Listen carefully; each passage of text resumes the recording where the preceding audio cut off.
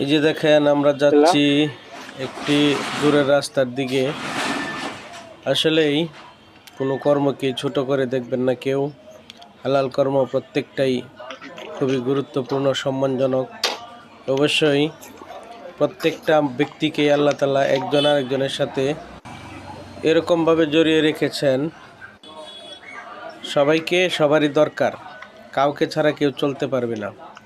একবারে কুলি মজুর থেকে শুরু করে রাজা বাদশা পর্যন্ত প্রত্যেকের প্রয়োজন।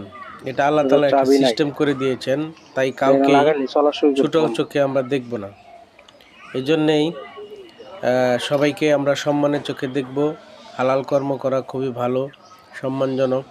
তাই কোনো কর্মকে আমরা ছোট চোখে দেখব না। আমার ভিডিওটি ভালো লাগলে অবশ্যই চ্যানেলটি সাবস্ক্রাইব করবেন, লাইক করবেন, শেয়ার করবেন।